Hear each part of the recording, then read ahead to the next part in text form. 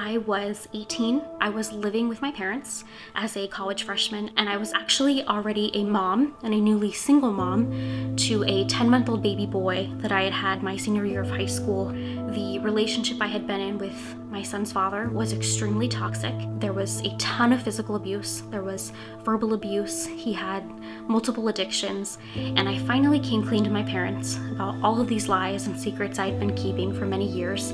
And to my surprise, they were very understanding. They said that we could stay there, we could live with them. They wanted to see me finish college and just be healthy and successful. But my parents had, of course, laid some ground rules, and they were totally understandable. And one of them was, don't you ever get pregnant in our house again. We've helped you so much the first time that there better not ever be a next time. However, unbeknownst to me, I was already pregnant. I was shocked. I was devastated. I thought there's no way I can have 2 babies at 19 years old and raise them as a single mom. My son's father was also the father of this second pregnancy. I thought my parents would surely kick Eli and I out. I thought Eli's life would be so much harder and that I would have to drop out of school. We would be poor. My children, if I have this baby, would have no dad, and that therefore their life would just be so much more difficult. And so that's what went into my decision, and that's how easy it was for me to make this choice and to choose abortion. Now, to someone that needs to keep the abortion secret, the medication abortion choice seemed so much better. It was marketed as safe and simple. You just take a couple of pills and your problem will be over. It seemed more natural. There was no surgery, there was no medical tools, there was no instruments. It seemed less real, like it was less of a physical process. Like if I went through with a medication abortion, I could keep my mental self separated from my physical self and what was actually happening to my body and the baby. It was really marketed towards a girl just like me. And so on March 13th of 2013, I walked into my appointment. I was pulled back into the last room where I sat with a clinic worker, and she had the abortion medication on her desk, and I couldn't believe it. It was real. It was in front of me. And she basically was reiterating everything I read online.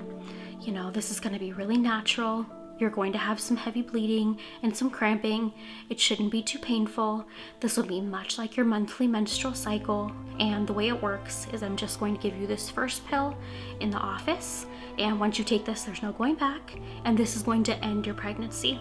And then tomorrow, when you're ready and when you're comfortable and maybe when you get your son to bed, you're going to take the second set of pills called misoprostol that I'm sending you home with. And I didn't really have any questions, but I did start to get emotional. And she said, Rebekah, just because you're sad doesn't mean you're making the wrong decision. And I thought that is really great advice. She sat in this room with hundreds, maybe thousands of other girls who have made the same difficult, crummy choice, and we don't want to be here, but we have to. This is the best option, and who's to say we're going to regret it tomorrow or a week from now or a year from now? And so with that, I said okay, and I was fully aware of what I was doing, and I took the abortion pill. It was in a little Dixie cup, and I swallowed it, and she checked my mouth. Oddly enough, they check your mouth to make sure you swallow the abortion pill, but the rest of the abortion you do completely on your own without any medical supervision. So as I reflect back on that, I think that is so strange. And then I was just sent on my way with a brown paper bag, much like what you would pack, your lunch in.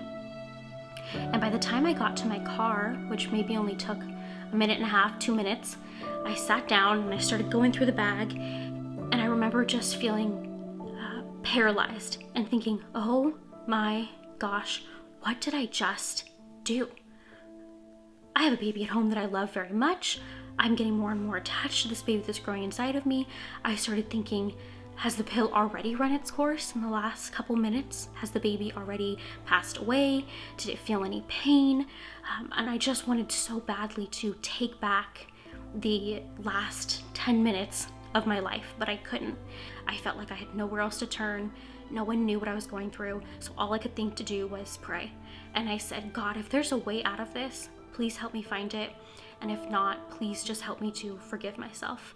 And so I prayed, and then I pulled out my phone and I started typing in things like, I started a medication abortion and I've changed my mind. And I found one website, and it was tailored to someone like me. It said, if you've taken the first abortion pill and you're having second thoughts, please call us. I didn't know who was on the other end of that call, what they were going to say, but I did call, and I spoke to a nurse who was kind and professional, and she asked me questions that none of these abortion providers had asked me throughout this process. Like, why do you think abortion's your only option? Have you considered parenting? Have you considered adoption? How do you feel about abortion in general? How do you think you'll feel after your abortion? Are you aware of counseling services that are there for you? All of the emotional aftermath that could possibly come to someone that chooses an abortion. She also talked about what medication abortion was, and then she told me about a new regimen called abortion pill reversal, which got progesterone back into my body. That was the goal. If you could get progesterone back into your body and it outcompeted the abortion pill, there was a chance to save the pregnancy. Now, I knew there was no 100%. I knew that this may not work, that I may continue to miscarry. I thought about what could happen to the baby now that I've taken this pill and I'm trying to save him or her.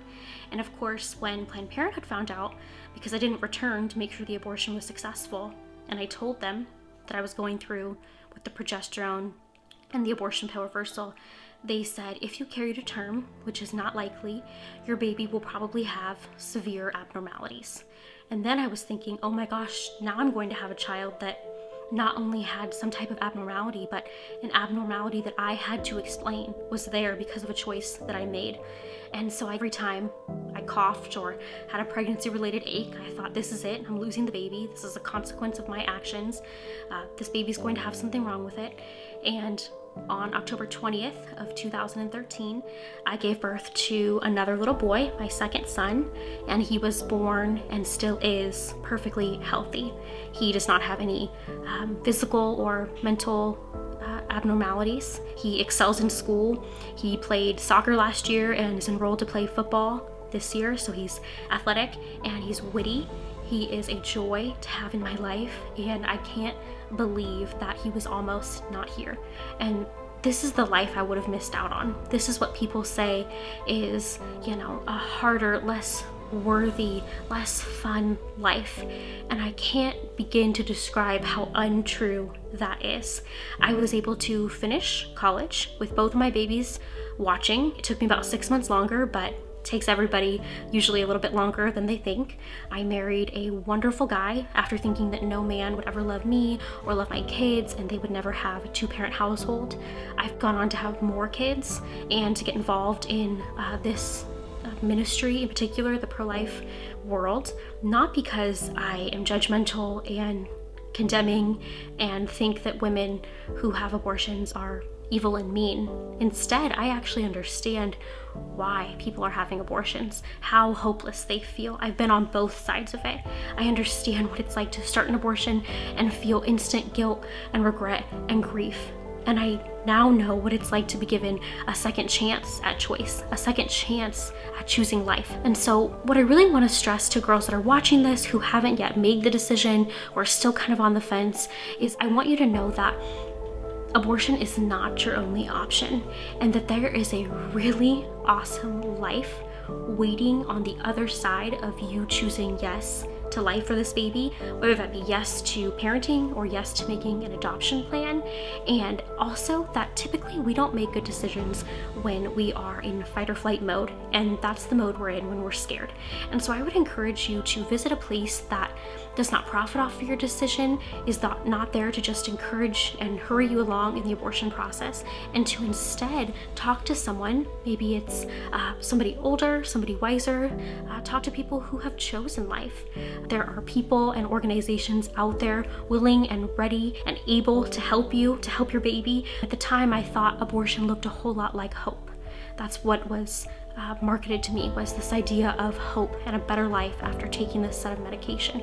And what I know now is that that could not be farther from the truth. I made a decision from a lack of information, and I hope that this informs you enough to make a better decision for life